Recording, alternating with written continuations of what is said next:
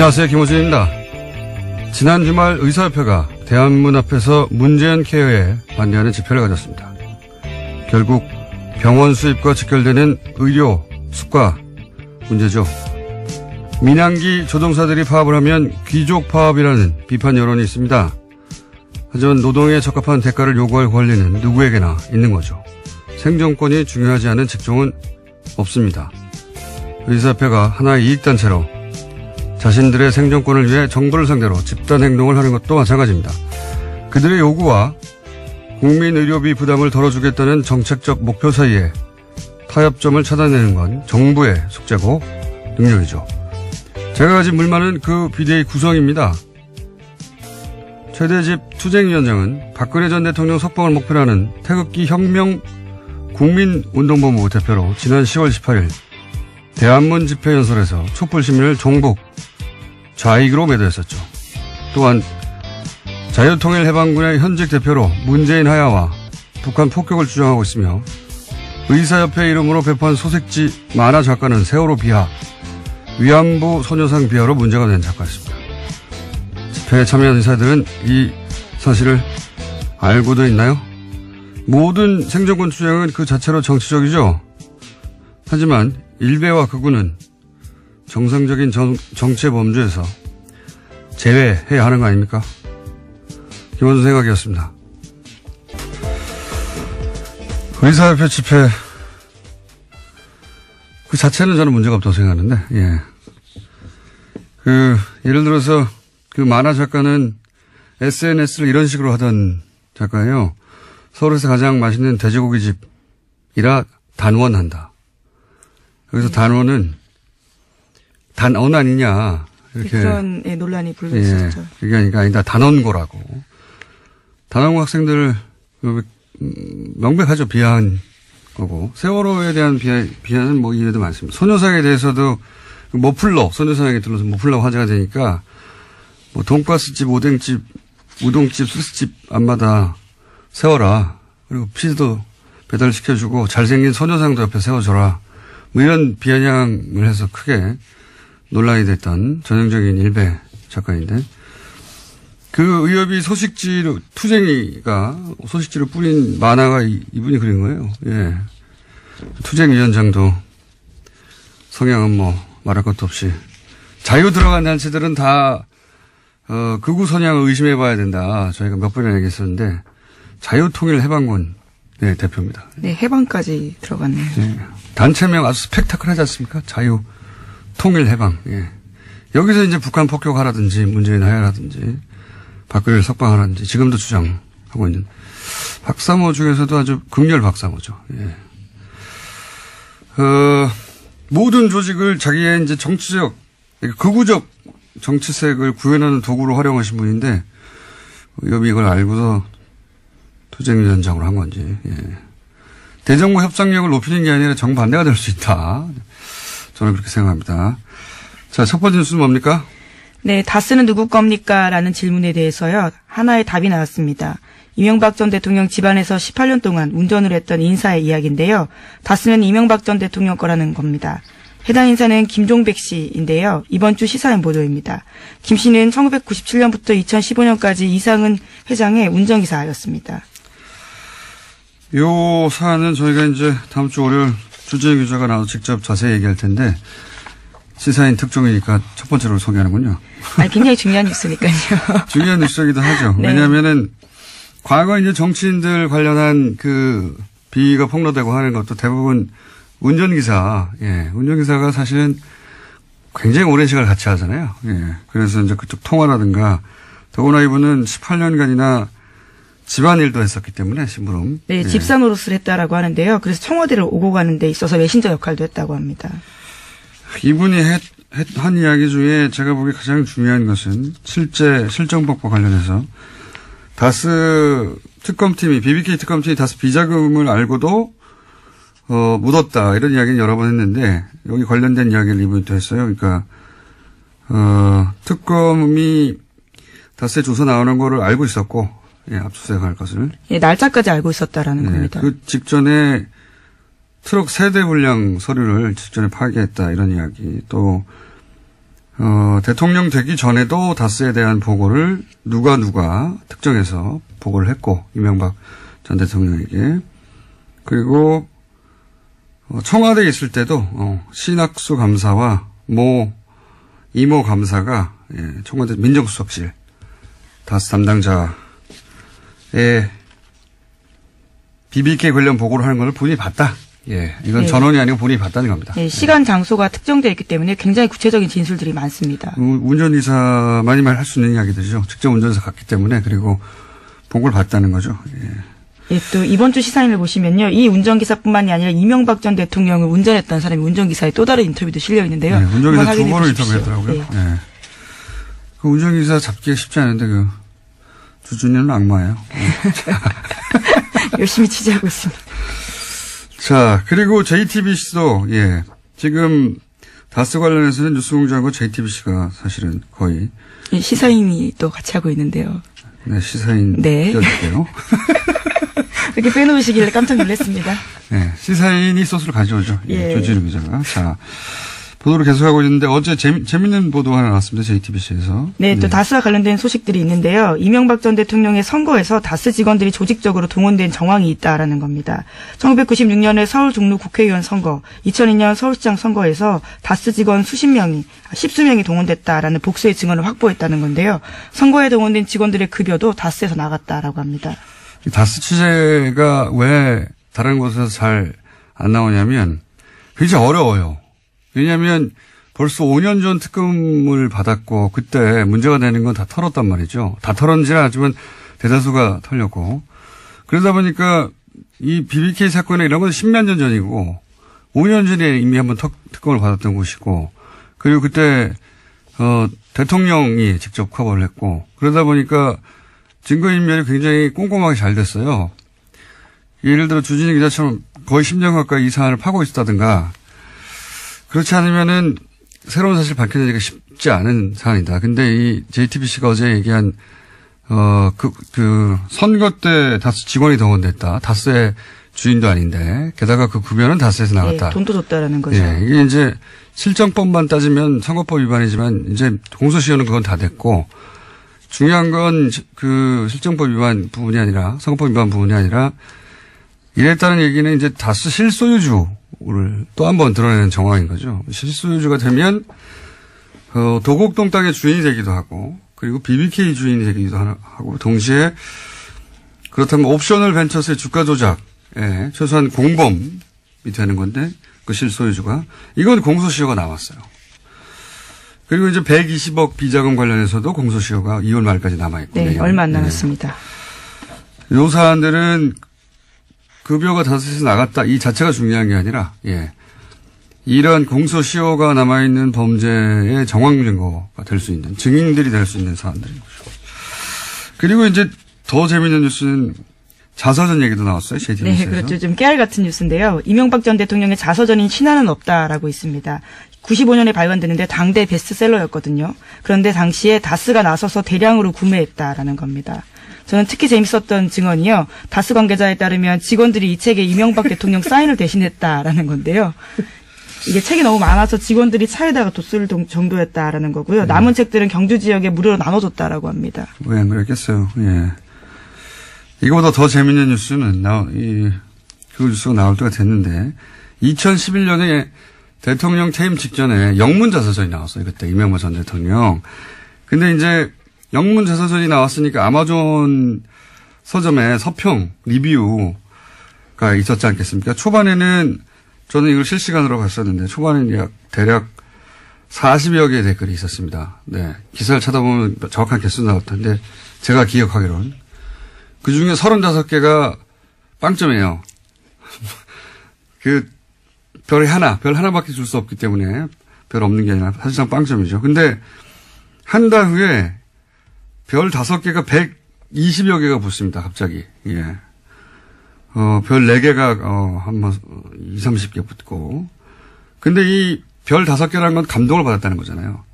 근데 리뷰가 한 줄이에요. 너무 좋다. 뭐 이런 거. 바보 같은 영어들 있죠?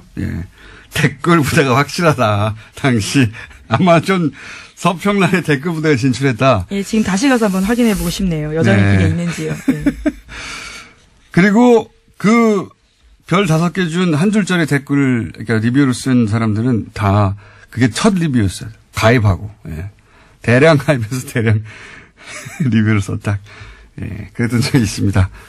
그러니 뭐, 책 사서 사인 대신하는 건 아무것도 아니죠. 아마존까지 가는데요. 자, 다음 뉴스는요. 네, 최순실 씨가 과거 EBS 사장 임명에도 개입했다라는 증언이 나왔는데요. 이 때문에 한국동계스포츠영재센터가 주최하는 행사에 EBS가 후원사였다라는 게 장시호 씨의 증언입니다. 어제 열린 이재용 삼성전자 부회장 재판 증인으로 장시호 씨가 나온 건데요. 특검이 영재센터가 EBS에서 후원받은 경위 알고 있냐라고 묻자 장시호 씨는 EBS 사장이 이모가 추천을 받아서 된 분으로 알고 있고 그 추천받은 분이 어쩔 수 없이 후원사로 들어온 걸로 알고 있다라고 이야기했습니다. 장시호 씨가 당사자로 지목한 사람은요, 우종범 전 EBS 사장이라고 합니다. 게다가 장시호 씨는 삼성 관련된 추가 증언도 했는데요. 지난해 10월 달에 사건이 본격적으로 보도되기 직전에 최순실 씨가 삼성에서 영재센터에 3차 후원금을 받으려고 시도했다라고 합니다. 새로운 사실들 몇 가지가 나왔는데, 왜 이제 국정원 부하직원은 구속되고 간부는 영장이 기각돼서 그 부하직원이 불만을 품고 국정원 가짜 사무실 건이 더 큰 건이 폭로된 바 있지 않습니까? 그렇죠. 댓글 TF가 폭로됐죠. 장시호 법적 구속의 메시지 효과가 이제 검찰 수사 협조해봐야 소용없다. 메시지 효과는 그런 거라고 저는 보는데 이 법정 구속 역시 전혀 예기치 못한 나비 효과를 낼 수 있다라 생각이 드는 게 이 영재센터 행사를 왜 EBS가 후원을 했느냐 단독으로 그리고 EBS 사장의 이력서가 최순실 회사에서 나왔다. 이런 보도가 있었던 적이 있어요. 네, 과거에 그런 보도 있었습니다. 그런데 실제로 우종범 전 EBS 사장이죠. EBS 사장을 최순실이 추천했다 하는 증언은 나온 건 처음이고 그리고 삼성으로부터 돈을 또 받으려 했다. 이것도 처음이에요. 예. 나비 효과가 장시호 씨 입을 통해서 또다시 그렇죠. 예기치 못한 나비 효과가 있을 수 있다. 장시호 씨 입을 주목해야 된다. 그런 생각이 듭니다. 자. 네, 우전 사장 같은 경우는 과거에는 개인적으로 모르는 사이라면서 국회 나가서 의혹을 부인한 바가 있는데요. 장시호 씨가 이 의혹의 도장을 찍어준 거죠. 그리고 이제 삼성 관련해서도 아마 장시호 씨가 증인으로 채택되거나 할 수 있는데 기대됩니다. 다음 뉴스는요. 네, 최순실 씨의 독일 조력자로 지목된 인사가 데이비드 윤인데요. 검찰이 이 사람을 인터폴에 적색 수배했다라고 TV조선이 보도했습니다. 최순실 씨를 내세워서 부동산 개발업자에게 뒷돈을 받은 혐의라고 하는데요. 이 사람은 최순실 씨의 해외재산 관련된 키맨으로 꼽히기도 합니다.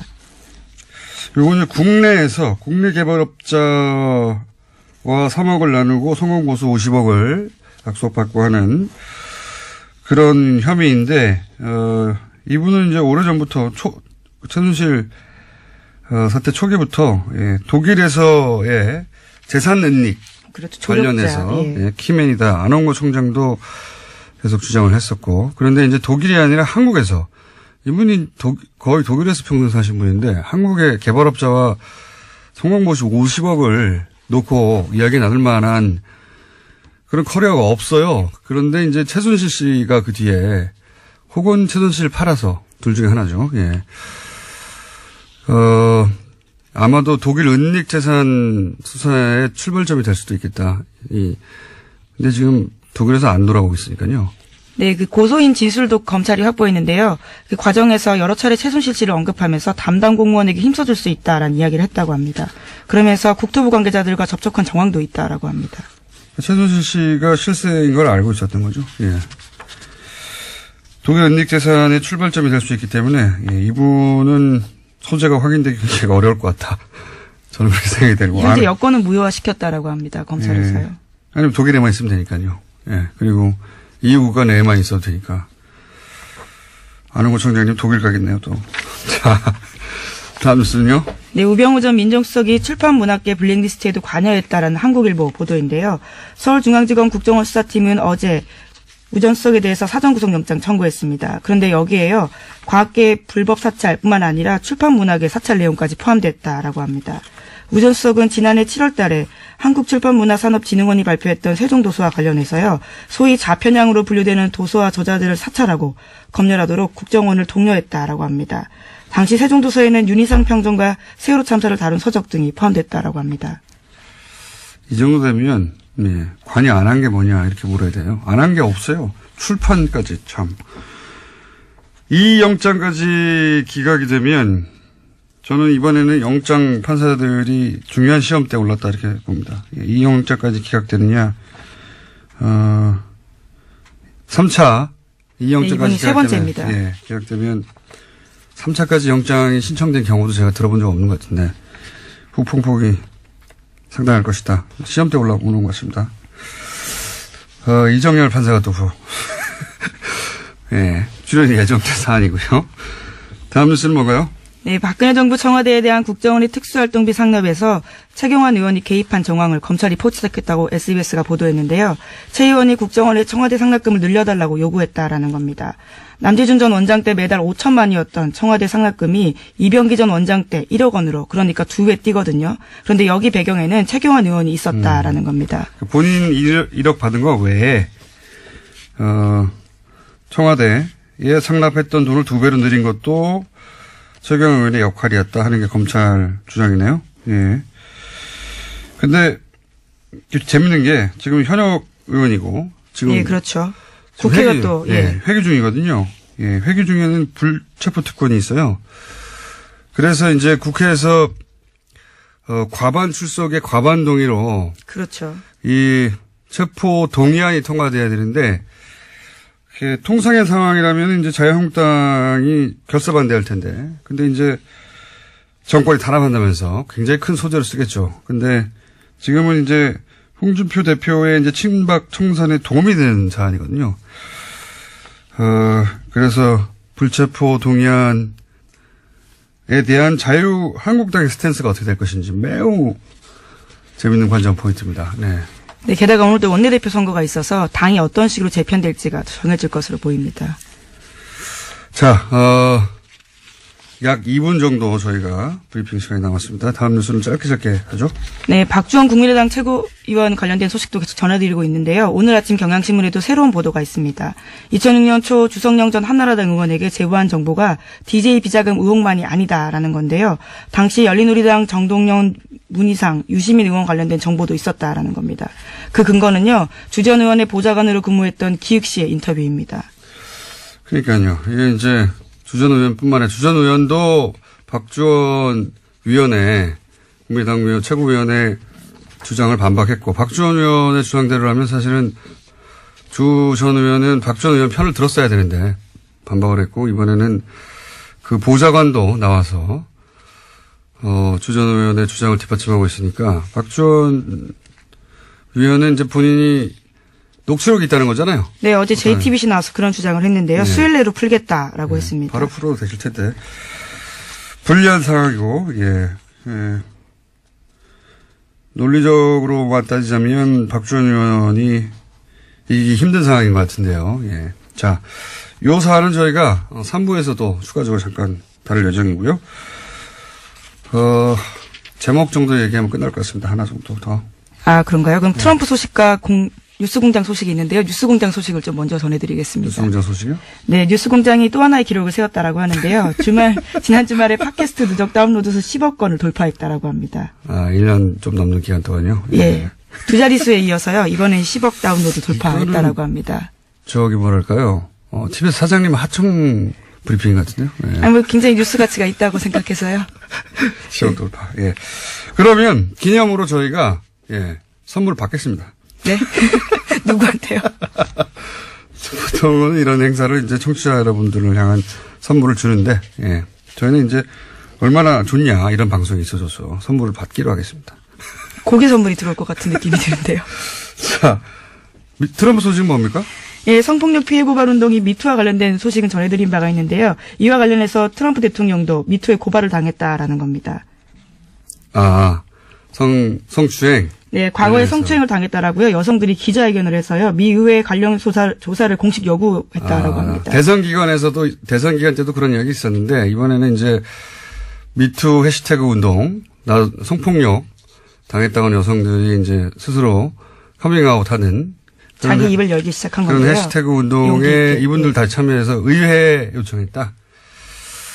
관련해서 재미있는 이야기들이 좀 있는데, 예, 러시아와도 관련된 이야기가 있고, 시간이 없네요.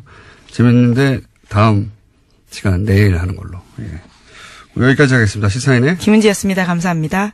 바로 이어서 어제도 저희가 돌발 영상 PD를 하다가 징계를 받았던 임장혁 기자와 YTN 이야기를 나눴었는데,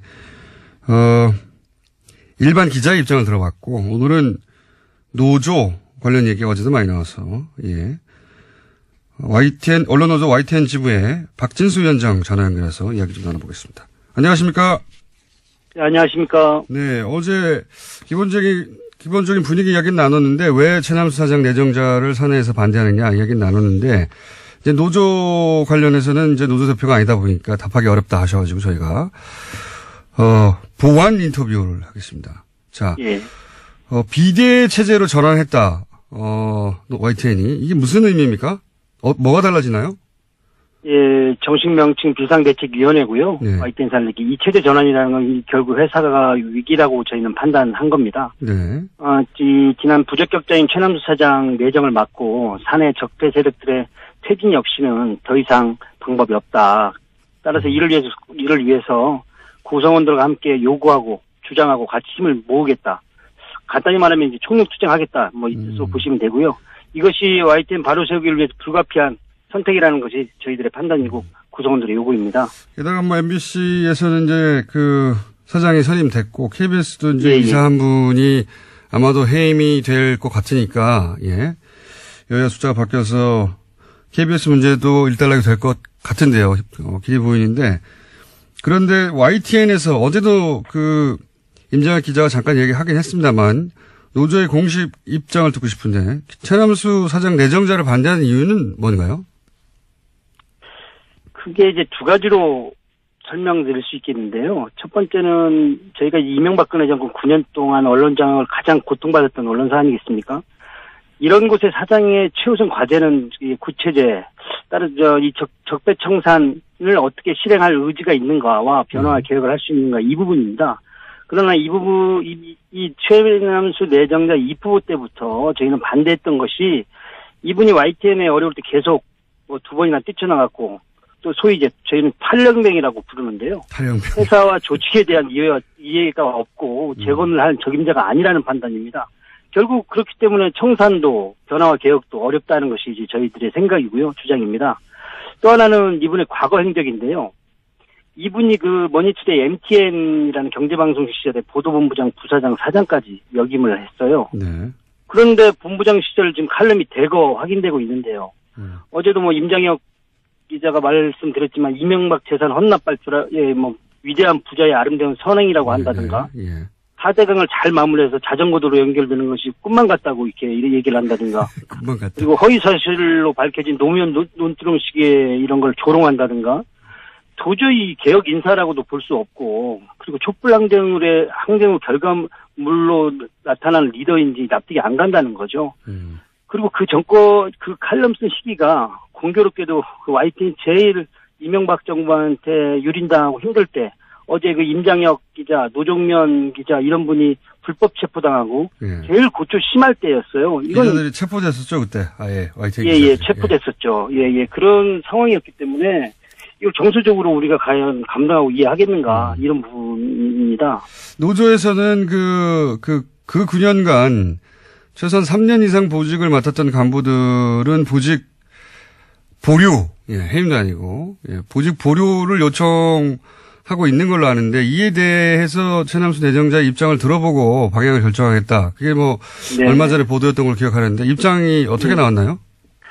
참 어렵게 협상은 했는데요. 예. 최남수 씨하고 제가 지금 지난 8년이죠. YTN 보도 공정성이 훼손됐고, 노사관계가 심각하게 문제가 있다는 거는 서로 동의를 했어요. 예. 그런데 여기에 책임있던 인사들에 대해서 이 체제에서 주요 실국장을 맡거나 보직을 누렸던 간부들, 그것도 3년 이상에 누렸던 간부들에게 YTN 바로 세우기 위원회라든가 말은 여러 가지가 있는데요. 가칭인데 설립하는 기구에서 결정이 나올 때까지 보직을 잠정 보류해달라는 거였습니다. 그러니까 간부들도 노조도 아닌 제3의 기구를 두고 거기서 결론이 날 때까지 기다려달라. 예. 그랬는데? 네, 또 거부한 거죠. 도저히 할 수가 없다. 그리고 이제 최람수 내정자의 입장 같은 경우는 결국 일부 조력자를 비호하는 느낌을 받고 본인은 양심상 안 된다고 하는데 결국에 그러면 적폐청산을 실행에 대한 의지가 있는가? 그리고 구체제 인사들과 손잡고 가겠다는 의사가 아닌가 이렇게 저는 판단하고 있습니다.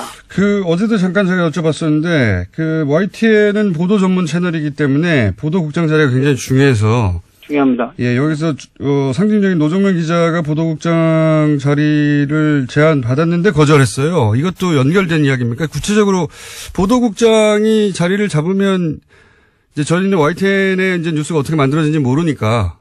네네. 보도국장 자리로 그게 가능하지 않겠나라고 생각하기 일반의 생각인데 그렇지만은 않은가 보죠? 밖에서 보면 그럴 수 있을 것 같은데요. 예. 제가 우리 김어준 총수께 역으로 질문 하나 드리면요. 예. 김어준 총수가 프로그램 진행하는데 예를 들어 이명박 씨가 사장이면 그게 가능합니까? 프로그램에 못 오죠, 제가.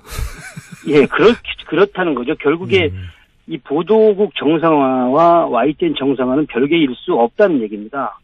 보도국 독립적으로 운영을 하는데 사람은 내가 알아서 할 테니 당신은 운영만 하라고 한다든가 조직을 개편하는데 사장이 사사건건 난 못하겠다라고 한다든가 그럼 이거는 결과론적으로 개혁적 인사를 난 중용했어라는 액면밖에는 전혀 보이는 게 없죠. 개혁은 이루어질 수도 없고요. 한 사람이 가서 보도국 전체를 바꿀 수가 없다. 그럼요. 예, 톱니바퀴가 이루어져야 된다고 저희는 보고 있는 것이죠. 그런데 중간 간부들이나 3년 이상 보직을 맡은 간부들에서는 그대로 보직을 두려고 하기 때문에 그 의지가 의심스럽고 이렇게. 네, 맞습니다. 그래서 이제 기자 한 명 거기 상징적으로 꽂는 것으로 대충 타협하고 넘어갈 일이 아니다. 이런 이야기네요. 예, 맞습니다.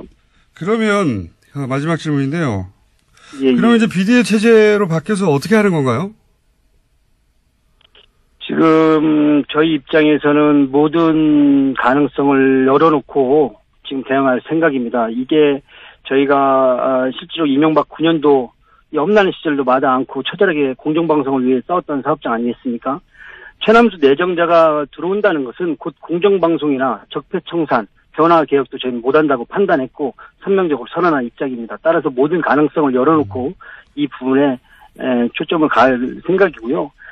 저희 지금 비대위가 우리 회사의 직능단체 그리고 주니어 그룹들 더불어 전직 집행부가 대거 참여한 광범위한 조직이기 때문에 향후 이런 투쟁에 맞서서 냉정하고 그리고 이 가능성을 결과물이 나올 수 있도록 이렇게 투쟁하겠습니다. 알겠습니다. 이 기회를 놓칠 수 없다. 다른 방송국은 정상화되어 가는데 우리는 그대로다. 이런 위기의식이 있는 거군요. 당연합니다. 예. 네. YTN 상황은 저희가 지속적으로 짚어가겠습니다. 오늘 여기까지 듣겠습니다. 감사합니다. 감사합니다. 네, 지금까지 언론노조 YTN 지부의 박진수 위원장이었습니다. 핫해. 본인은 핫하다고 주장하는데 후원금을 안 차고 있는. 요즘 핫뜨거가 아니고 핫추어입니다. 핫해추어. 하태경 최고위원 나오셨습니다. 안녕하십니까. 예, 추운 하태경입니다. 네, 핫하면은 이게 후원금을 팍팍 차야 되는데. 후원금이 너무 없습니다. 추워 죽겠습니다. 페이스북에 화제가 됐어요. 하태경의 후원금 10만 원만 보태주세요. 완전 불쌍한 표정으로 사진 딸랑 올려놓고. 요즘 KTX 입석 타고 다닌다고 소문났어요. 자, 하태경 의원을 혹시라도 지지하시는 분들은 방송을 듣는 즉시 10만 원까지는 돌려받거든요. 예. 예, 그렇습니다. 예. 그래서 10만 원들을 다 왔다는 얘기하는 거고요. 그리고 이제 오시자마자 잠깐 시그널 나간 사이에 그러니까 바른정당이 자유한국당으로 흡수된다 이런 얘기들이 많은데 그게 아니라 자유한국당에서 바른정당으로 오고 싶어 하는 분들이 여전히 존재한다. 지난번 일주일 전 방송에서 제가 이제 한국당 의원 명단들 쭉 살펴보니까 데려오고 싶은 사람 없더라라고 해서 제가 엄청난 항의에 시달렸습니다. 설마. 진짜로 항의에 시달렸습니다. 그래서 나 가고 싶어라고 말하는 사람이. 그중에서 왜 내 이름 빼냐. 거명해달라라고 한 분 있어가지고. 그래요? 이 자리에서 말씀드려야 됩니다. 그러니까 지금 상황에서도 자유한국당에서 바른정당으로 오고 싶어 하는 간절히. 근데 못 오는 거 보고 비례대표인가 보죠? 너무. 눈치가 빠르죠? 너무 대단하시네. 비례고요. 네. 뭐 익히 아는 분들도 있을 텐데 좀 잊혀졌어요 최근에. 예. 김연아 의원. 네. 김연아 의원께서 왜 내 이름을 빼냐. 그래서 앞으로 우리 의총에도 참석하고 싶다. 연락해달라. 의총에 자유한국당 소속이지만 바른정당 의총. 예. 바른정당 의총이야 뭐 길거리에서 복도에서 만나면 의총 된다면서요. 근데 김연아는 정말 여장부예요. 알겠습니다. 얼마나 그 등살에 시달리는. 어느 날 한번 같이 바이 게스트로 해가지고 같이 한번 모시고 나오시죠. 좋죠. 예. 김연아 굉장히 코너 안에서 내가 미니 코너를 하겠다고 해서 모시고 나와도 좋습니다. 자, 어쨌든 후원금 없다는 얘기 했고요. 돈 없다! 자, 이 통합의 파트너 대상자라고 생각될 국민의당에서 지금 난리가 났어요. 박주원 최고위원이 김대중 전 대통령 비자금 의혹 최초 제보자고 자료 제공자고 그렇다는 얘기가 벌써 무시코 10년 만에 다시 불거졌는데 우선 박주원 최고위원은 부인하고 있고 예. 그리고 그 자료를 건네받아서 결국 검찰 수사를 받아서 300만 원 벌금을 받았던 주승용 전 의원은 저격수였죠. 굉장히. 그렇죠. 예. 예. 이 두 분 다 이제 정보 개통해서 난다긴다 하는 분이었어요. 예. 주승용 의원은 무슨 소리냐. 검찰 기록에도 다 있고, 박주원 최고위원의 주장에 반박하고 있죠. 그렇습니다. 누구 말이 맞는 겁니까? 일단. 그런데 국민의당은 좀 무시무시해요. 국민의당이요? 아니면. 무시무시해요. 국민의당에 있는 분들. 지난번에도 정말 바른정당의 바른맨 입장에서 상상도 할 수 없는 바른맨. 문준영 증거 조작. 증거 조작? 없는 사람 예. 꾸며가지고 예. 카톡 가짜 대화 만들어서. 이유미 씨하고. 그렇죠. 예. 그거 보고도 어떻게 저런 상상을 할 수 있느냐. 참고로 저는 다 무혐의 결론 났어요. 저도 문준영 리스트 이렇게 폭로한 게 좀 있는데 저는 아무 관계 없습니다. 증거 조작이랑. 근데 요번에도 보니까 박주원 최고죠. 예. 저도 헷갈렸어요. 박주원, 박지원, 박주선. 예. 다 다른 사람입니다. 이쪽에도 주성용, 주승용, 주호영 헷갈립니다. 네, 다 네. 다른 사람이고. 네. 그래서 박주선, 박지원은 현역 의원들이시고. 네. 박주원은 최고위원이죠. 안산시장 출신의 최고위원입니다. 현역 의원은 아니고. 원래 의원. 근데 박주원 이분이 홍준표 측근이에요. 그렇죠. 홍준표 경남도지사 할 때 선거할 때 캠프에 있었죠. 홍보단장인가 했어요. 그래서 성완종 그 돈하고도 연결돼 있죠. 연결돼 있는 분이에요. 검찰 라인이기도 하고. 완전히 빅마우스입니다, 이분. 빅마우스인데. 그리고 정보통으로 유명했던 분이고. 그렇죠. 예. 제가 볼 때 이분이 가지고 있는 리스트 엄청 많을 것 같아요. 그래서 이번에도 그게 다가 아니라고 또 얘기가 나왔죠. 그렇죠. 추가로. 예. 그래서 국민의당 내에서도 박지원이 어떤 폭탄을 터뜨릴지에 대해서 불안해하는 분들이 있겠다. 이분 그래서 이제 거슬러 와서 왜 영입했냐까지 얘기가 이제 거슬러 가고 있는데. 그렇죠. 네. 근데 누구 말이 맞는 겁니까 지금? 남 탓할 게 아니라 이분은 직선제로 최고위원이 된 분이에요. 그렇죠. 물론입니다. 당원들이 뽑은 거예요. 근데 이제 그 당원들이 그 박주원 최고위원이 이제 친 안철수계로 분류되고 하니까. 본인은 이제 친한 결이라고 이제 표방을 해왔죠. 왜냐하면 최고위원 당선되기 위해서는 안 대표 표가 필요하니까. 어쨌든 영입도 안철수 대표가 했어요. 예. 근데 아무튼 이번에 전 안 대표 칭찬 좀 할게요. 제가 욕 들을 것 같은데. 지난번에 이유미 증거 조작 때는 막 허둥지둥 되다가 실기하고 욕 다 들었잖아요. 나중에 사과했는데 한참 타이밍 늦었고. 근데 이번에는 최고위원 바로 사퇴시켰어요. 알고 있었나요? 그러니까 신속하고 단호하게. 그러니까 제가 볼 때는 안 대표가. 근데 그 파장이 다르지 않습니까? 그때는 문재인 대통령이라고 하는 본인의 정치적 라이벌이라고 본인은 생각하는 그 상대를 향한 것이었고, 이번에는 국민의당 존립이 흔들리는 거예요, 이건. 그래서. 스스로. 지난번에 안 대표 책사가 많다 그랬잖아요. 요즘 안 대표 책사가 전 것 같은데. 왜냐하면 제가 반한국당 연대 해야 된다. 반문 연대 아니다. 며칠 뒤에 안 대표가 반한국당 연대다. 바른정당 연대는 성격을 분명히 했어요. 당분간은. 자유한국당이 해체되기 전에는. 그래서 제가 이제 안 대표한테 팁을 하나 더 드리면 국민의당 내에서 DJ 정신을 훼손하는 사람은 가만두지 않겠다. 단호하게 선언해야 됩니다. 말하면 뭐합니까? 이미 이런 일이 벌어졌는데. 아니, 최고위원 날렸잖아. 사후 약방문. 아, 최고위원 이미 몰랐기 때문에, 몰랐다고 쳐줘야지. 이걸, 몰랐다고 쳐줘야지. 아니, 이런 얘기는 사실 정가에서는 오래전부터 있었어요. 아, 그거는 우리 정보통만 알지. 우리는 잘 몰라요. 최순실도 사전에 몰랐던, 우리 같은 사람 잘 몰랐던 거고. 의원님만 모르는 겁니다, 그러면. 이번에 DJ 정신을 훼손하는 사람 단호하게 척결한다는 분명히 그리고 하고. 한 가지 오해라기보다는 이제 말장난이라고 그러는데 그걸 짚고 넘어가면 자유한국당과 통합한다는 게 아닙니다. 자유한국당 이후에 어떤 모델과 통합한다는 거지. 보수를 흡수하는. 그러니까 자꾸 반자유한국당이라고 그러니까 보수하고는 연결 안 되나 보다 이렇게 자꾸 생각하는데 그게 아니라 국민의당도 그리고 아마도 바른정당도 자유한국당 이후의 보수 지형을 그러니까. 어떻게 거기서 서보겠다는 거 아닙니까? 또 자유한국당은 보수가 아니다. 그러니까 하태가 반자유한국당은 중요하지 않다는 거죠. 그 이후에 보수 지형을 내가 먹겠다 이거 아닙니까? 바른 보수. 예. 바른 솔직히 제가 볼 때는요. 박지원 대표도 보수고 안철수 대표도 보수예요. 별 차이 없어요. 박지원 대표하고 안철수 대표를 그렇게 비교하면 한쪽은 보수는 아니죠. 심지어 내 이야기해서 내 보수층한테 욕을 엄청 들었는데 DJ도 보수의 선배다. 보수적인 분이 그러니까 우리나라 지형으로 보면 엄청 진보적인데 유럽적 기준으로 보면 그냥 중도 보수입니다. 그게 아니라 DJ는. 우리가 대학 다닐 때 YS, DJ 둘 다 보수 야당이라 욕했어요 우리가. 본인의 카밍아웃인데 이거는. 당시에 우리가 둘 다 보수 야당이라 욕했는데. 주사파에 몸담았던 분으로서. 본인의 카밍아웃 아닙니까 이거? 햇볕 정책하고 나서부터 바뀐 거예요 이게. 자, 다시 돌아가죠. 잘 채고 있는데 주성영 전 의원 말이 맞습니까? 박주원 최고위원 말이 맞습니까? 사실 누구 말이 맞든 간에 어쨌든 누구 말이 맞나요? DJ를 모독한 사람은 호남의 친구로서 이건 도저히 용납할 수 없지. 누구 말이 맞나요? 누구 말이? 더 맞을 것 같다. 개인적인 생각은.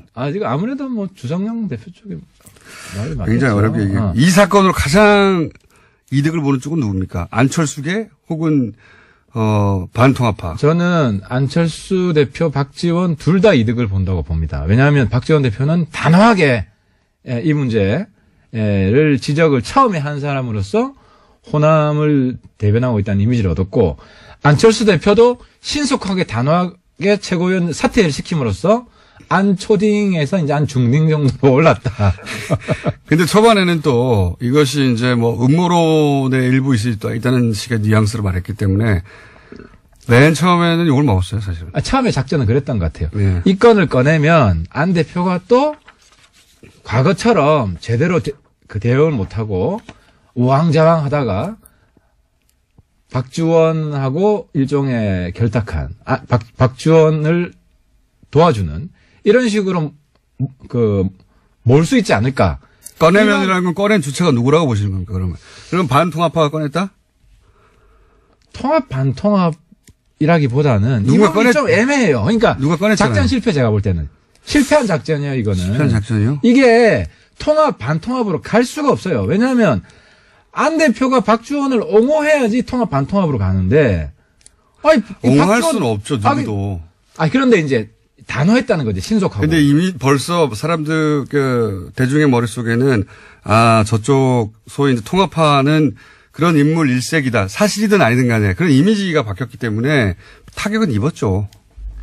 그러니까 일색일수가 없는 게. 물론 다 일색은 아닌데. 그렇게 뭐라 하고 싶은 마음은 내가 알겠으나. 그런 이미지, 굉장히 큰 사건이니까. 그러니까 반 DJ 이미지를 자꾸 심으려고 하겠죠. 그게 누가 꺼냈을까요, 그러면? 꺼냈다면 표현을 쓰셨길래. 그러니까 이제 추리소설 너무 많이 읽으면 안 된다니까. 내가 지금. 들으신 게 아무도 없어요? 혹시? 들은 거 없고. 박지원 대표가 직접 나오셔야 되나? 정치인은 역사소설을 읽어야 되고, 네. 뉴스 공장장은 추리소설을 많이 읽는 게 도움이 될 것 같아요. 그래서 정치권에 들어오면 안 돼. 그럴 생각도 없긴 합니다만. 역사를 읽어보면 추리소설 읽어보다 더 음모가 많아요. 그건 확인된 음모고. 여하간, 양쪽 다, 그러니까, 이게 누가 풀었을까, 꺼냈을까, 양쪽 근데 다. 이용주 의원한테 불똥이 튀었죠. 이용주 의원은 저희가 3부에 모십니다, 그래서. 그런데 이용주 의원하고 박지원 최고랑 가까운 것 같아요. 그래서 저는 지난번에 의심한 게, 이용주 의원이 홍준표 비자금, 관련한 녹취록이 있다. 예. 그 소스를 저는 박주원으로 의심을 했었어요. 그때 말씀 안 하셨어요. 우리는 추리소설을 못 쓰니까. 근데 이번에 이용주 의원하고 가깝다는 게 드러났기 때문에 아무튼 여기가 판도라 상자다. 뭐가 튀어나올지 모른다. 어쨌든 누군가 꺼내 들었는데 그것이 친한인지 반한인지 모르겠다는 말씀이잖아요. 왜냐하면 둘 다 가능해요. 그런데 이번에 박주원 최고는 어쨌든 자기가 통합파라고 스스로 주장하고 있기 때문에 그렇죠. 반통합파에 대한 공격을 하겠죠. 근데 이제 이게 반통합파가 통합하지 말라고 꺼낸 카드라고 해석하는 게 일반적인데 한편으로는 야 이걸로 갈라 쓰자 아예. 이거 빵 던질 테니까. 갈라설 명분이 안 되지. 이 진흙탕 싸움을 가지고 갈라선다면은 이상한 집단이 되죠. 갈라설 명분 이걸로 직접 갈라서지는 않겠지만 이게 이제 동력을 제공할 수는 있습니다. 제가 보기에. 근데 이제 문제는 뭐냐면 바른정당하고 통합하기 전에 터져준 게 너무 감사하다. 왜냐면 통합하고 난 뒤에 터졌으면. 통합하기가 너무 어려운 게 이게 터졌을 수도 있어요. 아니, 통합하고 나서 터졌으면은 이 감당이 안 돼요, 이게. 통합하고 나면 안 터졌죠. 달걀은 누구한테 유리한 겁니까? 박지원 대표에게 유리한 겁니까? 박지원 대표에게 유리한 거죠. 박지원 대표가 고마운 거죠. 확실히 이 정치 구단이에요. 그럼요. 대신 맞아줬다 내가. 달걀을 만든 순간 밝게 웃잖아요. 어머, 땡큐. 안철수 대표가 굉장히 아쉬웠을 것 같아요. 내가 맞았어야 됐는데. 안철수 대표가 달걀을 안 맞은 게 얼마나 다행이냐고 박지원 대표 머릿속에 획 돌아갔을 거예요. 어머, 땡큐. 정말 저는 많이 배웁니다. 그래서. 많이 배우십니까? 80 넘어도 정치하는 분 있어야 됩니다. 우리 정치를 굉장히 풍부하게 해주시고. 페이스북 쓰시는 거 보세요. 20대요? 20대 정신연령은 20대예요. 예. 선거나, 제가 이제 이분하고 얘기를 해보면, 선거할 때 진짜 피곤하잖아요. 선거할 때? 예, 선거 유세나 이럴 때. 선거 그렇죠. 때. 진짜 피곤하거든요, 후보들은. 제정신이 아니에요. 이분은 선거만 하면 너무 즐겁다고 힘이 나고 에너지가 넘치고 피부가 좋아지고 막. 그러니까 정치를 즐기는 분이세요. 그런 분입니다. 네, 정치를 즐깁니다. 그런 분인데 혹시 이 국면, 이 박주원 국면이 재신임까지 갈 거라고 보십니까? 어떻게 결론 날 거라고 보세요? 이 정도로 적당하게 무마된다? 이거를 재신임까지 몰고 가면 안 대표가 유리합니다. 왜냐하면 명분이 약한 거를 과도하게 밀어붙이면 역풍이 불 수밖에 없고. 명분이 약하진 않아요. 호남에서는. 그러니까 박주원을 옹호했으면 당연히 재신임으로 가는데. 이런 정도의 여토록이야. 정치인이면 다 하죠. 그럼 잘했다고 합니까? 못했다고 하죠. 자, 하나 더 해야 되겠습니다. 오늘 시간이 짧고 늦게 오셨거든요. 네. 왜냐면은 KTX 제일 싼 시간대로 오시느라고. 첫 시간. 후원금이 떨어져가지고. 네. 그래가지고 한 10분 늦으셨어요. 자, 자유한국당 원내대표 한성교, 김성태, 홍문종 새 후보로 압축됐는데 우선 전망 그리고 희망 둘 다 얘기해 주세요. 한마디만 하면. 누가 될 것 같다 하고 누가 됐으면 좋겠다. 이 시사점은 결론은 홍준표 수령놀이 끝났다. 끝났다? 홍준표 포갑시대 끝났다. 끝났으면 좋겠다예요? 아니 끝났어요. 왜 끝났냐면은 친홍으로 분류되는 김성태 후보가 나는 친홍이 아니다. 그러니까 지금 친홍이라고 해봐야 득표에 전혀 도움이 안 된다. 라고 생각해서. 새 후보 중에 친홍 후보 아무도 없어요. 하지만 뒤쪽으로 손잡고 있는 건 맞잖아요. 그러니까 언제든 칠 수 있는 관계다. 그러니까 뒤로만 손잡고 앞으로는 손 못 잡는 거죠. 그럼 전망. 세 분 중에 한 사람. 아마도 이게 결선 투표까지 갈 것 같은데. 제가 볼 때는. 결선 투표에서 어떻게 결론납니까? 김성태 후보가 홍 대표를 하태하태처럼 때리면 된다. 아니, 그럴 리는 없으니까. 자, 전망 누가 됩니까? 반쯤 때렸어. 누가 됩니까? 제가 된다고 하는 사람이 떨어질 것 같아가지고. 상관없잖아요. 제가 확실한 거는 한성교 이주영 팀 혹은 김성태 팀이 되는데. 그거 누구나 할 수 있는 얘기고요. 근데 김성태 팀이 잘못 러닝메이트를 골랐어요. 저 러닝메이트가 누가 됐으면 좋겠다. 한성교, 홍문종. 저는 사실 둘 중에 누가 돼도 저랑 다 우호적인 관계여서 반홍연대가 아무런 예언도 없이 하태경 의원이었습니다. 감사합니다. 히읗이 됩니다. 전 대통령 비자금 제보 당사자 의혹을 받는 박주원 국민의당 최고위원이 이 폭로의 배후로 같은 당의 이용주 의원을 지목했습니다. 그래서 당사자 입장 좀 들어보겠습니다. 국민의당 이용주 의원 연결되어 있습니다. 안녕하세요. 오랜만입니다, 의원님. 예, 안녕하십니까. 공장장님, 이용주 의원입니다. 네, 오늘 스튜디오에 직접 모시려고 했는데, 일부러 안 나오신 거죠? 아닙니다. 저도 공장장님 얼굴 다시 한번 또 뵙고 싶습니다.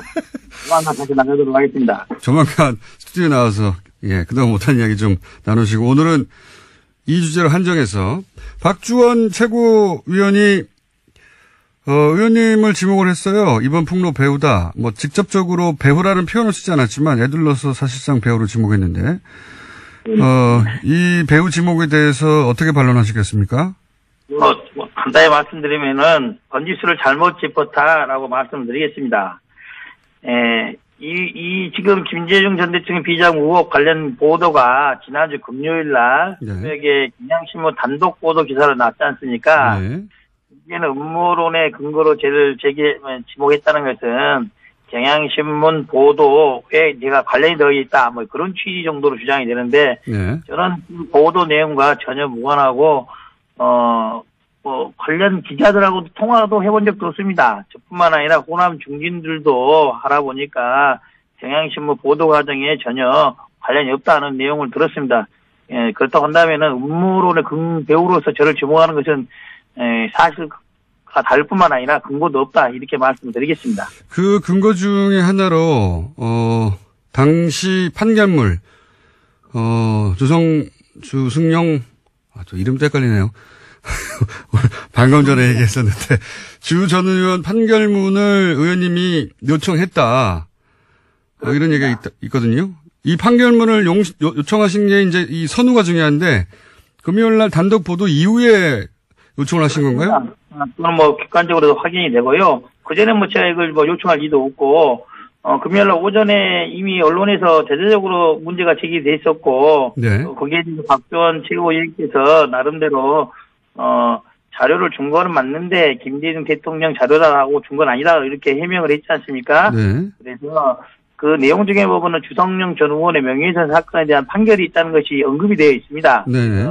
법사위 간사이기도 하고 오후에 요청이 예정되어 있어서 어떤 내용인지 확인하기 위해 공식적인 절차를 밟아서 법무부에 주성용 전 의원의 명예훼손 판결문 좀 자료 제출해달라고 해서 받았습니다.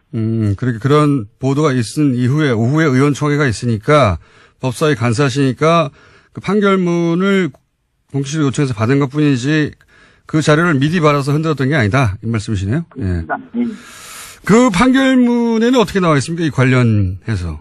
예, 그 판결문 보면은 뭐 요지가 이겁니다. 주성용 전 의원이 검찰 관계자로부터 100억 CD 등을 받았고, 제공한 검찰 관계자가 이 자료는 김대중 전 대통령의 비자금 관련된 자료다라고 해서 주었다는 내용이 판결문에 나타나 있습니다. 아하, 그러니까 박주원 최고가 본인은 DJ 비자금 자료라고 준 적이 없다, 자료만 줬을 뿐 특정하지 않았다고 했는데 판결문에 이미 DJ 비자금 자료라고 하면서 줬다라고 돼 있다고요? 그렇습니다. 예. 그렇군요. 그리고 그 제보 배우로 지목하면서 무슨 얘기를 했냐면, 징계를 요구했다, 이용주 의원이. 그렇기 때문에 배우 중에 한 사람 배우로 의심된다, 뭐 이런 취지의 말을 한 것 같은데. 예, 그 부분에 대해서도 뭐 전혀 틀린 건 아닌데, 당시 이게 좀 중대한 사태가 돼서 저희들이 긴급 우총도 하고 연석회의를 했지 않습니까? 예. 그래서 박주원 최고위원에 대한 비상징계 절차를 하자고 주장했던 것은 제가 제일 먼저 주장했던 건 아니고 다른 당 중진 의원께서 시급성이 있고 긴급한 문제이기 때문에 비상징계 절차를 밟자라고 제안을 하셨고, 다른 여러 의원들도 동의를 하셨습니다. 물론 저도 동의를 했고요. 그리고 그러한 내용에 대해서 안철수 대표도 동의를 해서 비상징계 절차를 진행하기로 한 겁니다. 제가 나서서 앞서서 박주원 최고위원에 대해서 징계를 하자고 주장했다는 것은 사실과 다릅니다. 그렇군요. 의원들 내부에 뭐랄까요, 군번도 아니시죠, 아직? 뭐 그걸 제기할 수 있는 군번이라고 하시는, 초선 의원이 나서서 그런 말 하기는 좀 그렇지 않겠습니까? 보통은 그렇습니다. 어쨌든 징계를 요구한 건 맞는데 그런 분위기가 이미 있었고 다른 분들의 요구가 있었고 다도 동의한 건 맞다, 이 정도네요. 예, 그렇습니다. 그런데 또 이용주 의원으로 특정되진 않더라도 이것이 이제 소위 이제 반통합파 호남 중진들이 뒷배경, 뒷배후다 그런 음모론으로 해석하는 분도 있는데 그거 어떻게 보십니까? 이게 전혀 사실이 다르다. 왜 그러냐면은 아시다시피 경향신문이 진보 매체의 성격을 갖고 있고 국민의당과의 평상시 관계를 미추어 본다면은 저희 당의 의원들이 경향신문과 연계를 해서 이러한 것을 음모를 확산시키고 했다. 전혀 저희 당에는 그럴 만한 능력이 없습니다. 그렇기 때문에 그런 음모론 맞지 않고 또 시기적으로도 지난주 화요일 수요일 날 저희들이 예산안을 통과시켜서 법정 기일보다 약간 늦었지만은 호남이나 전국적으로 지지를 좀 잘했다는 칭찬을 받고 있는 그런 와중에 이런 일을 벌여서 찬물을 끼얹을 필요가 있겠습니까? 시기적으로도 그런 해석은 마땅치 않다고 생각을 합니다.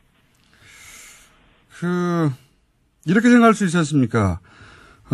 통합파의 동력을 상실시키려고, 그러니까 힘을 빼려고, 예. 왜냐면 박주원 최고가, 통합파 지도부 일원이기 때문에, 그런 추정을 하는 건 자연스러운 것 같은데요.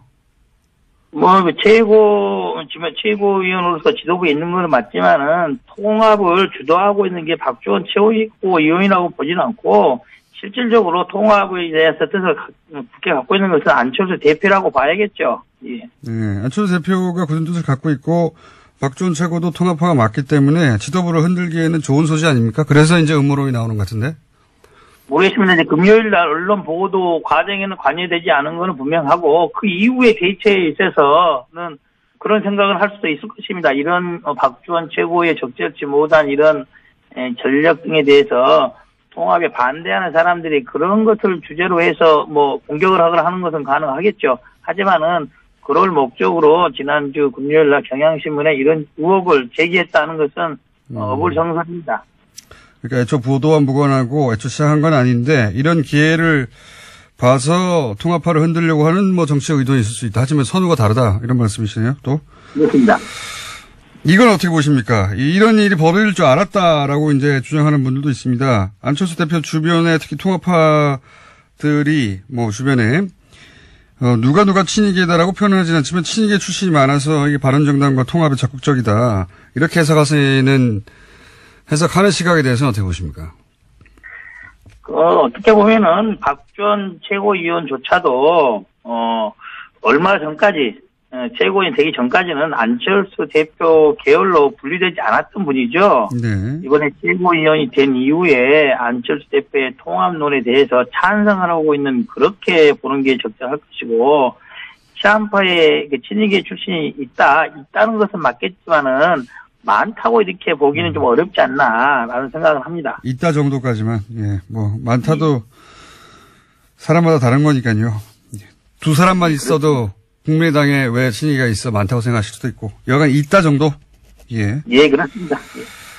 자, 여기까지 얘기했으니까 한 가지 주제를 또 연결된 김에 묻지 않을 수가 없는데 홍준표 대표 녹취록 얘기도 박주원 최고위원이 꺼냈기 때문에 이제 이용주 의원이 폭로의 배우다 얘기하면서 성완종 리스트 관련해서 홍준표 대표의 녹취록도 갖고 있다고 하지 않았냐. 역시 그런 것에 능하다 이런 의미로 이걸 거론한 것 같은데 박주원 최고가 맞습니다. 그 말도 성완종 리스트 관련해서도 이제 언급을 굳이 하자면 있는 거죠. 그것을 제가 말한 게 아니라 서청원 의원이 먼저 이야기를 하지 않았겠습니까? 당사자고 서청원 의원이고 홍준표 의원인 것이죠. 저는 당시 법사에서도 국감에 진행 중이어서 당시 홍준표 현재 대표죠. 대표의, 뇌물 사건에서 1심, 유죄, 2심 무죄가 나서 대법원에 가 있는 그런 상태이기 때문에, 서청원 대표의 그런 주장이라든지 그런 것에 대해서 공소유지 차원에서 잘 한번 살펴봐라. 그런 문제를 제기했던 거죠. 이 문제하고는 전혀 관계가 없는 겁니다. 이 문제하고는 관련이 없는데 이제 아마 그렇게 그런 자료들을 많이 갖고 있는 사람으로 배후에서 역시 이런 자료도 폭로한 거 아니겠느냐 이런 취지로 얘기한 것 같은데 그 박주원 최고의 주장이 중요한 게 아니고 제가 이제 궁금한 것은 당시에 왜 이제 녹취록 관련 말씀을 하셨는데 그 홍준표 녹취록 문제가 서창원 의원회에서 불거졌을 때 말은 제가 국감에서 녹취록이라고 언급한 사실은 없습니다. 정확하게는 뭐라고 말씀하셨죠 그때? 정확한 워딩은 이렇게 됩니다. 당시에 어떤 이야기가 오고 갔는지를 알 수 있는 객관적인 자료를 당내 인사가 갖고 있다. 이렇게 이야기를 했습니다. 객관적인 증거. 근데 이제 그 내용. 녹취록이라고 언급한 사실은 없습니다. 아, 녹취록이라고, 요건 기자들이 이제 녹취록이라고 받아 적은 겁니까? 말한 보도를 한 겁니까? 뭐 그렇다고 봐야겠죠. 그러면 직접 듣거나. 의원이 언급을 했으니까요. 예. 그 내용을 직접 듣거나 정리된 자료를 직접 읽으신 적은 없고요? 또는 뭐 당내에서 당내 인사가 그런 자료를 갖고 있다는 이 정도로 언급을 해두겠습니다. 어쨌든 듣거나 읽거나 하신 적이 있긴 있는 거군요, 그러면. 뭐 제가 추가적으로 나중에 그게 언급할 때가 또 오지 않겠습니까? 홍준표 대표께서 기억의 착오라는 언어들을 만들어서 하신 거 보면은 조만간 언젠가는 밝혀지겠죠. 네. 그러면 저는 듣거나 읽은 것으로 간주하겠습니다. 그리고 혹시 요거 관련해서 언제쯤 듣거나 혹은 읽거나 들은 이야기를 하실지는 모르시고요. 재판이 진행 중 아니겠습니까? 재판이 진행 중이고 현재 홍준표 대표와 서청원 의원 간에 회전이 아직 끝나지 않았지 않습니까? 두 분이 조금 있으면은 결판이 나지 않겠습니까? 시점의 문제다? 예. 알겠습니다. 시점이 되면 본인이 할 역할이 있을 수도 있다라고 지금 말씀하시는 거죠? 뭐 그렇다고 봅니다. 아, 그러시군요. 마지막 한 가지만 여쭤보겠습니다. 합의 이혼설도 거론되고 결별은 기정사실 아니냐 이런 얘기도 있고 이 바른정당과의 통합 관련해서 호남 민심은 어떻습니까? 지역을 다니면서 본인이 피부로 파악하시기로는?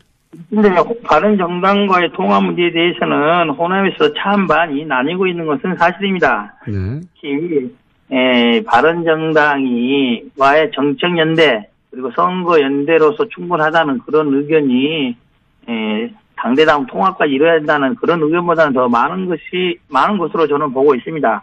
통합까지는 아니다. 예, 그렇죠. 바른정당이 뭐 잘못된 정당이라는 그런 취지라기보다는 바른정당은 바른정당의 정체성을 갖고 독자적으로 정당을 운영해서 다당대의 한 축을 이루는 게 더 타당한 게 아니냐.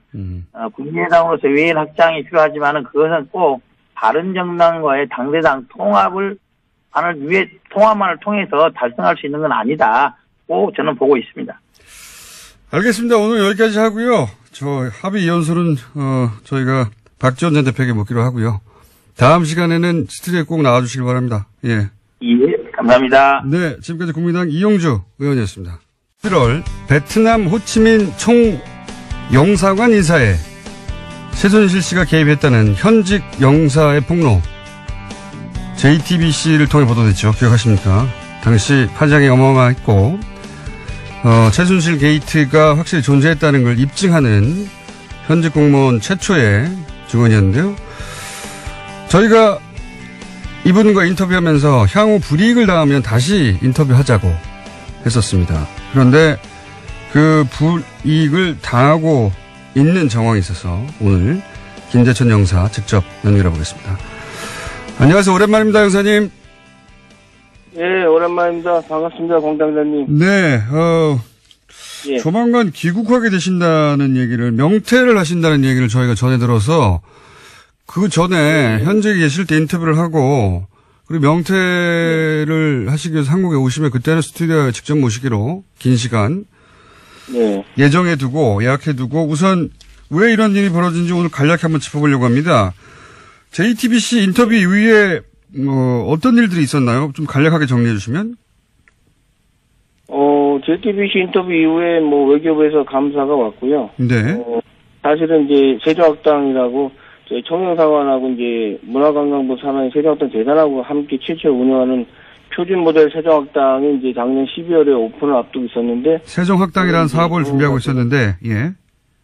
예. 네. 그게 이제 전면 백지화 됐고요. 제가 문제를 외교부에 제기해서 외교부에서 이제 감사가 오게 됐는데, 네. 어제 다른 건 대충 하고 저를 집중 감사를 했죠. 아, 그러니까. 어제 제가 저 때문에, 예. 제가 이제 전후를 잘 모르시는 분들을 위해서 잠깐 정리하면, 총영사가 바로 최순실 인사라고 했던 그 총영사입니다. 총영사가 의욕적으로 추진했던 세종학당이 외교부 감사로 중단이 됐는데, 그런데 외교부 감사에서는 그 책임을 오히려 김재천 영사님에게 묻더라, 이런 얘기입니까? 그래서 총영사의 결재를 받고 제가 이제 의욕적으로 추진했던 사업을 이제 총영사께서 이제 없던 걸로 했고요.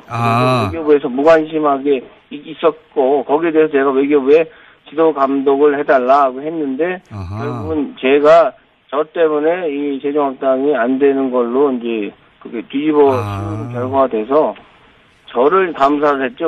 약간 이상하게 됐는데. 결론적으로는 그게 다 그냥 아무것도 아닌 그 음해였던 걸로 결정이 났죠. 아하, 그러니까 총영사가 결재는 했지만 지금 영사님이 굉장히 중요하게 진행하던 사업이 있었는데, 세종학당이라는 그 세종학당이 뭔가 합작, 예. 네네. 요 세종학당 사업이 인터뷰 이후에 갑자기 중단이 됐다. 그래서 감사를 요청했는데 거꾸로 영사님 때문에 중단된 것으로 뒤집어 씌우더라. 이런 얘기군요. 예. 예, 감사를 당해야. 제가 말씀하십시오. 세종학당 재단 측에 사실 미안한 마음이 있죠. 저를 믿고, 총원사관을 믿고, 1년 동안 준비했는데, 그것이 이제 안 되게 됐기 때문에 너무 예산적 낭비도 심하고, 상당히 1년 동안 필요하게 된 게 상당히 개인적으로 굉장히 가슴 아프게 생각합니다. 총영사에 대한 관리 감독을 요청해서 지난 12월에 외교부 감사가 들어왔는데, 총영사를 감사를 한 게 아니라 영사님을 감사했다. 네. 예, 그런 얘기군요. 예. 그리고 또 뭐 여러 가지 자잘한 일들이 많았던 걸로 제가 들었는데, 그 중에서, 발령, 전보가 있더라고요. 네. 지금 거의 그 주요 경력 대부분을 지금 베트남에서 계셨는데 17년간 25년 중에, 외교부 25년 중에 베트남 17년 근무면 베트남 그야말로 전문가신데, 발령 전보를 내렸다고요? 어떻게 내렸습니까? 저 같은 경우는 이제 그 관련 규정이 있어서요. 장관이 불가피하다고 인정하는 경우에만 이제 전보할 수 있게 돼 있거든요. 네. 제가 베트남 전문가이기 때문에 제가 이제 그 전담직이라고 하는 베트남 붙박이라고 하는 그런 직을 선택을 했는데 승진 포기하고 근데 그것에 무관하게 이제 뭐 오래 근무했다라는 대충 그런 이유로 해서 서울로 한국을 발령 나게 됐습니다. 서울로요, 갑자기. 17년간 베트남 전문가인데 갑자기 서울로 와라. 그리고 이런 건 어떻습니까? 이럴 경우에 이제 그 흔히 지난 정권에 쓰던 방식이 개인 사찰을 하거나 또는 뭐 말도 안 되는 모함을 하거나 이런 일들은 박근혜 정부 내내 사실 말 듣지 않는 그 공무원들에게 있었거든요. 그렇게 밝혀진 경우도 있었는데 본인의 인터뷰 이후에 작년 12월 외교부 감사가 있고 그러면서 이런 식의 움직임은 없었습니까? 제가 이제 교민들한테 가장 중요한 민원 서비스, 여권 공정 등 체계에 필요한 업무를 7년 반을 민원실을 운영했는데요. 네. 그 민원실에 있는 행정 직원, 제 부하 직원을 압박을 해서 저에 대해서 뭔가를 캐려고 했고, 그 다음에 민원실 전화를 뭐 20일 동안 안 받았다고 외교부 감사관실에 누군가 이야기해서 말도 안 되는 해프닝이 있었는데, 사실 민원실 전화는 한 대밖에 없고, 우리 행정 직원이 받기 때문에 제가 전화를 직접 못 받거든요. 그래서 이런 식으로, 그다음에 교민들 몇 명이 이제 누군가 사주를 받아서 저에서 1년간 집중적으로 이제 음해성 민원을 외교부에 넣었던 얘기를 들었습니다. 너무나 황당하기 때문에 외교부에서도 크게 저한테 문의조차도 하지 않았고요. 그다음에 제가 지난 10월달에 운전면허 갱신 때문에 한국에 휴가를 잠깐 다녀왔는데. 이것도 조영사 본인이 결재를 안 했다고 하면서 외교부에 저를 고발해서 제가 본의 아니게 처음으로 외교부에 들어와서 사유서를 쓰게 됐고요. 사실 유치합니다. 저는 총무과에 결재를 올렸던 결재를 밟았었거든요. 외교부에도 보고를 했고요. 네. 혹시 외교부에 근무하는 25년 동안 이런 사유서나 이런 문제가 된 적이 있습니까? 저는 한 번도 징계를 받은 적이 없고요. 오히려 모범 공무원상이나 이런 여러 상을 받았고요. 그렇기 때문에 제가 명퇴를 할 수 있었던 거는 제가 징계를 받았다면 명퇴를 신청할 수 없는 조건인데 사실은 좀 말도 안 되는 황당한 거. 그다음에 일부 언론에 보도됐지만 주례 회의도 JTBC 이후에 월요일마다 하는 회의를 취소를 했고요. 주례 회의. 그다음에 7개월 만에 살짝 티타임 형식으로 이제 부활했는데 제가 물었죠. 그 회의를 부활한 거냐 아니냐 했더니 그냥 바쁘지 않은 사람만 오라고 하더라고요. 제가 민원실 업무를 하기 때문에 자리는 잘 못 비우거든요. 그런데 그것조차도 아마 외교부에 제가 회의를 참석 안 하고 그런 게을리한다 이런 식으로 보고했을 것으로 추측을 합니다. 사실 1년 동안 총영사 얼굴을 한 번 못 봤고요. 다른 영사들 얼굴 10명 됐는데 얼굴도 제대로 못 보고 나름 투명 인간으로서 총영사관에서 좀 고립됐습니다. 몸은 제가 편했는데 원래 제 모습이 아니기 때문에 뭔가 좀 일을 만들어내고 아이디어를 짜고 해서 이런 일들을 창의적으로 하는 스타일인데 마음이 편해야 하는데 그게 아니다 싶은 생각을 사실 1년 동안 했습니다. 총영사 얼굴을 못 본 지가 1년이 됐어요? 예. 회의에 참석하지를 못하니까. 회의가 아니라 이제 회의 자체를 이제 회의를 없애고 티타임 형식으로 만들었는데 거기도 오지 말라고 하니까. 7개월 후에 만들었는데 이제 그것도 이제 비공식이니까 자기들끼리 모여서 이제 회의를 한 거죠. 근데 저는 이제 아예 총영사관에 없는 존재로 이제 된 거죠. 대외 활동 자체가 제가 이제 못하고 업무가 축소돼서 민원실 사무실만 지키는 업무를 했죠. 휴가를 갔다 오겠다고 총무과에 결재를 올렸는데 그 결재를 총영사 본인이 안 했다고 나중에 주장하면서 고발해가지고 사유서도 썼다. 예. 그리고. 네, 외교부에는 제가 총무과에서 보고를 안 해서 제가 보고를 했거든요. 제가 운전면허증이 금년 말에 갱신 안 하면 없어지니까 당연히 해야 되는. 교민 몇 명이 집중적으로 음해하는 민원의 내용이 예를 들면 어떤 겁니까? 다시 한번 말씀해 주시겠습니까? 그러니까 지난 1년간 교민 몇 명이 계속 돌아가면서 음해성 민원을 넣었다고 했는데 그 내용은 어떤 겁니까? 간단하게 예를 들면? 사실은 제가 그 내용은 직접 외교부에서 들은 게 아니고 네. 중간에 어떤 분이 외교부에 지금 간부를 아시는 분이 있어서 저에 대해서 투서를 많이 들어와 있다 집중적으로. 근데 그 내용이 왜냐하면 제가 저를 아는 분들은 저에 대해서 이렇게 비판적인 얘기를 많이 안 하시거든요. 그러니까 전혀 관계가 없는 분들이 어떤 식으로 내용을 했는지는 왜냐하면 너무 그 내용 자체를 저도 알 수가 없고요. 직접 받으신 게 아니고 아마 알고 있을 것 같은데 외교부로 직접 보냈으니까 많은 일을 겪으셨네요. 예, 그 전화를 안 받았다고 하는데 원래 전화 한 통밖에 없고 행정직원이 받는 거기 때문에 본인이 원래 전화를 직접 받지 않는데 그걸 안 받았다고 또 고발하고. 예. 그래서 결국은 그런 것들이 쌓여서 명퇴를 결심하게 된 겁니까? 사실은 제가 이제 외교부에 25년, 베트남에 17년, 호치민만 2번 해서 14년 근무했거든요. 근데 제가 좀 재공관 업무라는 게 사실은 공관장, 총영사와 대사를 잘 만나야 되는데 95년에 제가 호치민에 처음 나와서 조금 못된 총영사 만나서 고생을 많이 했습니다. 예를 들어서 최순실과 같은 그 사전 일을 많이 시키고 입에 담지 못할 부끄러운 일도 사실은 시키곤 했는데요. 사실 그때 제가 너무 자신이 싫었고 그래서 그때부터 제가 저항을 결심한 겁니다. 그러니까 승진도 안 되고 또 윗사람 말 안 들으니 힘든 시간이 많았죠. 그런데 이제 외교부에서 저희 정체성을 찾게 한 것이 사실은 노무현 대통령께서 이제 만드신 각 부처 혁신 토론방이었는데 그때 제가 노무현 정부 들어서 혁신안을 자체적으로 많이 냈죠, 실명으로. 근데 이런 것들이 제한돼 반영된 것도 있고, 근데 그것 때문에 찍혔고요. 이제 외교부 직원들, 하위 직원한테는 제가 많은 지지를 받았지만, 간부들에게는 문제 인물로 찍혀서 좀 고생을 했습니다. 참, 개인적으로 힘든 시기였죠. JTBC 인터뷰는 사실 그렇다면, 그렇게 쌓여있던 문제의식이 한 번에 터진 거군요, 말하자면. 예, JTBC 인터뷰는 사실 필연적 운명이라고 생각합니다. 그냥 지나칠 수 있었지만 제가 평소에 문제의식을 갖고 비판하고 행동해왔던 이유였기 때문에 그냥 따지지 않고 할 수 있었죠. 사실 외교부에서 사직은 오랫동안 생각했던 거고요. 좀 더 다니면서 제가 가장으로서 책임을 가지고 공무원 생활을 했으면 좋겠지만 평범하지 않은 공무원 생활을 한 저이기 때문에 지난 시간들이 참 힘든 시기였고요. 좀 사실은 좀 쉬고 싶은 생각도 들었습니다. 제가 언제까지 외교부에서 홀로 투쟁만 하고 살 수는 없기 때문에 인생을 크게 멀리 볼 때 외교부에서 제가 오래 남는 것도 도움이 안 된다고 생각하게 됐고요. 제 아내도 동의하고 적극적으로 지지해주고 있습니다. 알겠습니다. 어떤 일을 겪으시는지는 저희가 대충 알겠고요. 고생 많이 하셨고요. 네. 그러니까 뭐 외교부도 장관이 바뀌고 일부 간부들이 바뀌어가는 중이긴 하지만 아직 그 오래 쌓인 어떤 구조가 문제가 크군요. 예, 그 이야기는 저희가 귀국을 2월 달쯤에 하신다고 하니까 그리고 명퇴 계획도 있다고 하시니까 그 위에 스튜디오에 직접 모셔서 좀 자세히 들어보겠습니다. 지금 겪고 있는 일에 대해서는 저희가 충분히 이야기를 들었습니다. 오늘 말씀 감사합니다.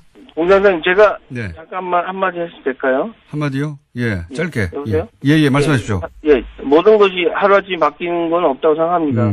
정권이 바뀐다고 해서 모든 것이 바뀌는 것도 아니고 특히 공무원 사회는 외부 지속적인 자극이 있어야 변화하는 조직입니다. 자체 변화를 현실적으로 무리가 있고 그래서 국민들이 공무원 사회를 잘 감시하고 동시에 격려를 아끼지 않으면 그런 관심이 필요하지 않나 이렇게 생각합니다. 감시와 격려를 동시에 필요로 한다. 알겠습니다. 오늘 말씀 감사합니다. 예, 감사합니다. 지금까지 김재천 영사였습니다. 영사 인터뷰 어느 정도는 예상했지만 사실 이렇게 조직적으로 오랜 기간 영사인데 총영사를 1년간 한 번도 못 봤으면 말이 안 되는 거죠. 예, 영사 업무가 영사, 총영사나 다른 영사들하고 얘기를 나눠야 되는데 다른 영사 10명, 총영사 모두 1년간 못 봤다고 하니까요. 이분이 한국에 돌아오시면 스튜디오에 직접 모시겠습니다. 그 외에 이용주 의원 인터뷰가 오랜만에 나오셨기 때문에 의원님 불법 방송인데 나오셨네요 하는 문자가 꽤 많이 왔고요. 자, MB 자선은 아마존 리뷰 제가 잠깐 브리핑에서 언급했는데 제가 군생활할 때 내무반에 MB 자서전이 쫙 깔려 있었습니다. 내가 안 샀는데.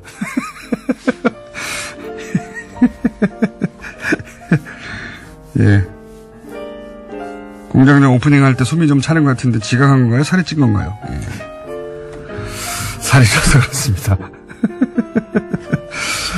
자, 오늘 여기까지 하고요. 예. 말씀드린 대로 저희가 10억 다운로드, 팟캐스트 기준입니다. 10억 다운로드를 돌파해서 특별 이벤트로 선물을 받습니다. 보내실 분들은 사용하지 않겠습니다. 자, 여기까지 하겠습니다. 칼플라니 사회경제연구소, 다소 몇 년에 한 번씩 유명해지는 연구소 정태현 수장님 나오셨습니다. 안녕하십니까? 네, 안녕하세요. 갑자기 베트남 가냐고 물어보셔가지고 아마도 하와이 가느냐는 질문이었던 것 같아요. 그죠? 아, 하와이. 네, 지금 베트남 얘기하도 들어가지고. 네. 하와이. 저희 이제 대표님이 하와이 약속을 했다가 네. 지금 전전긍긍 중이세요. 네. 그럼 뭐 얼마 돈도 별로 안 들 것 같은데 왜 이렇게? 아니, 저 혼자 모르겠는데 저희 작가하고 다 보내야지. 다 가야지. 다 같이 한 건데. 그리고 이제 여기가 사기업이면 사장의 결단으로 가능하지만 제가 추정하기로는 이게 어쨌든 그 공공기관이기 때문에 예산을 본인은 월급을 월급 그게 있군요. 월급 아이고 뭐 어쩌면 상여금을 받았을 수도 있는데 월급 월급 외에도 꽤 있을 거예요. 뭐가 딴 게 예를 들면 뭐 저것은 적금 같은 거. 자, 오늘 주제 뭡니까? 네, 오늘 문재인 케어가 발표가 됐고요. 8월 9일 날 발표가 됐는데 네. 의사분들이 대규모 시위를 벌였죠. 네, 저도 오늘 오프닝 때 그 얘기 있었는데 집행부가 지도부가 아주 인상적인 분입니다. 예. 그런데 문재인 케어가 뭐냐 하고 그러면 왜 반대하느냐를 간단히 정리해 볼까요? 예.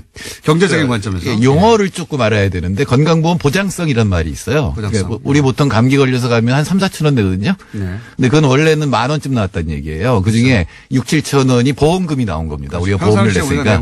그게 이제 보장성이에요. 그게 63% 정도인데 그거를 70%까지 올리겠다. 그 얘기는 뭐냐면 보험금을 더 많이 지불하겠다라는 얘기가 되는 거고 그러려면 뭔가를 줄여야 되잖아요. 그게 뭐냐면 비급여라는 겁니다. 비급여는 어떤 행위에 대해서는 보험금이 지급 안 되는 거예요. 네. 그중에 가장 큰 게 뭐냐면 고가의 의료기기를 쓰는 것들. 그렇죠. 가령 이제 아마 어르신분이 환자인 그 사람들은 알 텐데 보통은 한 1, 2만 원이면 되는데 그러니까 돈 내는 게 본인 부담금이 네. 어느 돈을 100만 원이 넘는 경우가 있어요. 어르신들 관련 질병들 네. 같은 경우는 검사만 했는데 100만이 넘는 경우가 네, 그러니까 검사가 바로 그렇게 고가의 장비를 쓰기 때문에 네. 새로운 증세에 대해서 여러 장비를 썼으면 그게 100만 원이 넘어가거든요. 저도 주사를 맞았는데 몇백만이 나오기도 하고요. 예, 그거는 약제 중에 그런 것들이 있습니다. 비급여되는 것들이 있습니다. 예, 예. 진짜 그 소위 가정 경제를 뒤흔드는 건 그런 거예요. 그렇죠. 감기가 아니라. 네, 그러니까 비급여 부분을 급여로 바꾸겠다. 네. 즉 보험을 한다는 얘기는 무슨 얘기냐면 이제는 그 비급여 부분도 심사평가원에서 제대로 한 건지 많이 요구한 건지를 평가해서 보험금을 내주겠다는 얘기거든요. 저는 이제 저희 그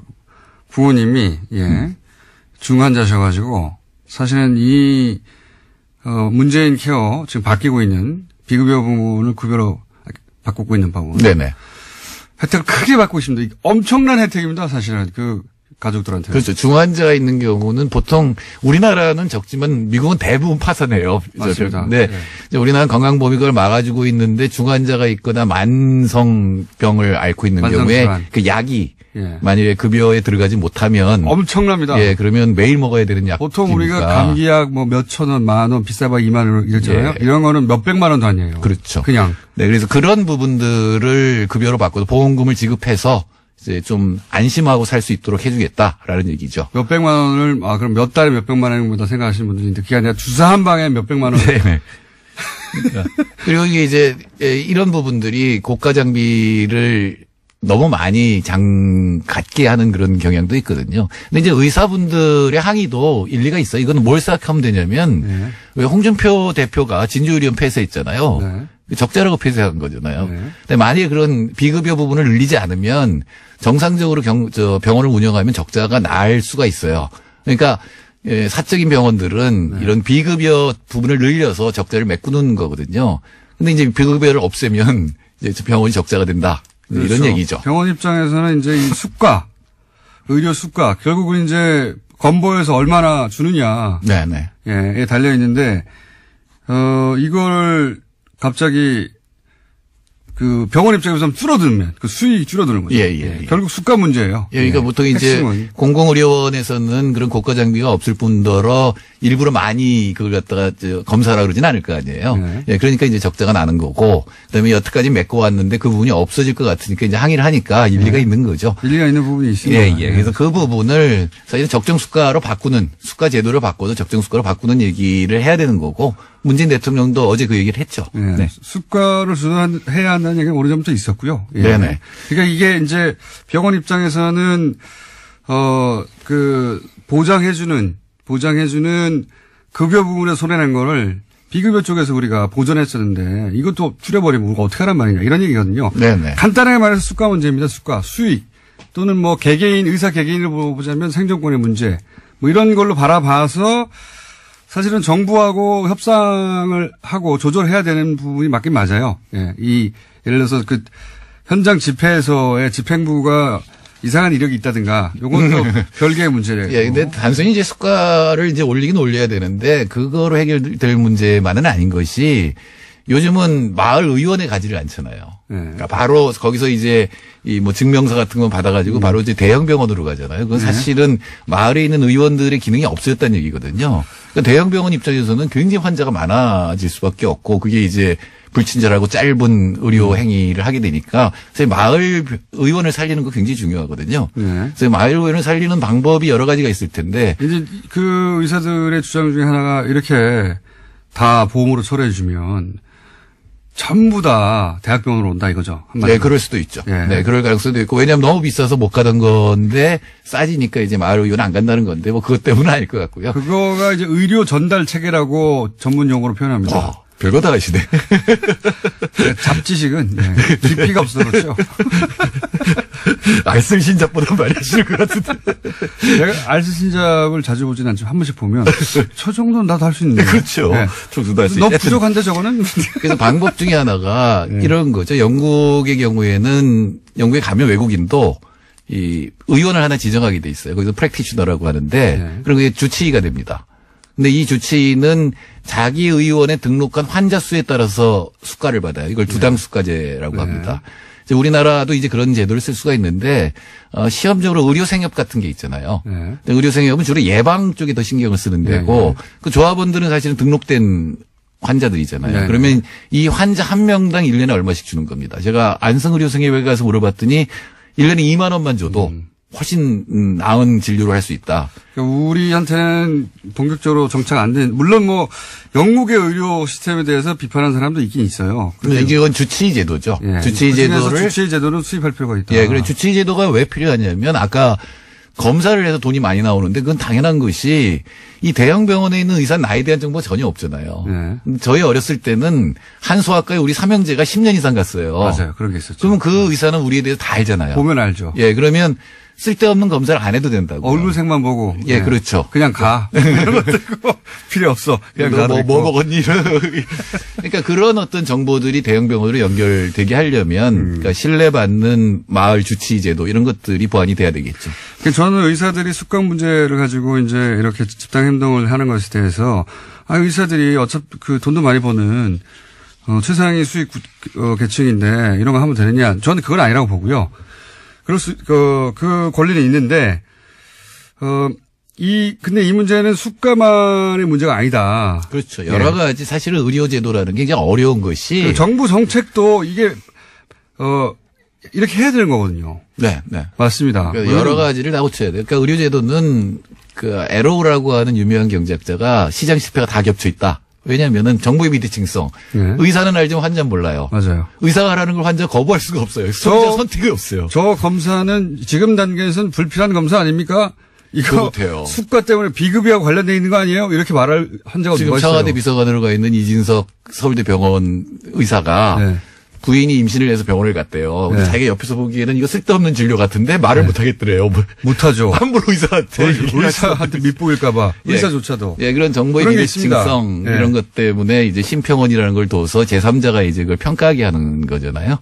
어떤 그게 이제 의료제도에서 가장 중요한 문제 또. 근데 그런 문제가 발생했을 때 그걸 판단하는 사람들도 의사라. 네, 그렇죠. 동료 평가죠. 그게 맞는지 틀린지는 판단할 수가 없어요. 우리는 또. 예. 근데 이제 심사평가원은 예산을 줄이는 게 이제 목표이기 때문에 상당히 정확하게 가는데 물론 둘 사이에 불만은 있을 거고 그 사이에 어느 정도 이제 합의를 할 수가 있는데 포괄수가제라는 게 있어요. 지금은 행위별 수가제거든요. 치료 하나마다 이제 돈이 나가는 건데 가령 감기 그러면 감기에 대해서 어느 정도의 범위를 두고 그 안에서 진료하라라고 하는 거거든요. 그런 어떤 수가제도를 아까 저는 두당 수가제도 얘기를 했는데 그런 걸 결합하고 주치의제도 같은 것들 이런 것들을 하고 또 국공립병원을 늘려야 돼요. 그것도 안 되는 말씀이시고. 국공립병원 너무 적어서 군 단위에서는 지금 사실은 아예 출산을 할 수가 없는 정도, 맹장 수술을 할 수가 없는 정도. 거기 들어가고 싶으면 환자는 많아요. 네. 가까운 데 가야 되죠. 근데 응급실이 없어서 지금 위험하니까 좀 더 병원을 지방에 이제 늘리는 것, 이런 것들이 이제 과제가 되겠죠. 보장해 준다는 말이거든요. 말을 왜 이렇게 어렵게 만드나 몰라. 의료 전달 체제를 누가 알아듣습니까? 이러면. 어쨌든. 근데 청소는 다 알아요. 대단한 겁니다. 이런 보장성을 높이는 것도 당연히 필요한 겁니다. 네, 지금 이제 사실은 정말. 진보 쪽에서는 불만인 것이 대통령이 후보 시절 80% 한다 그랬거든요. 70%가 갔으니까. 그러니까요. OECD는 80% 넘는 나라 많거든요. 80% 정도 되죠. 대신에 그럼 다 망할게요. 또 아셔야 되는 거는 그분들 훨씬 더 보험료를 많이 내요. 우리가 지금 의료보험료가 낮은 편입니다. 좀 더 내야 됩니다.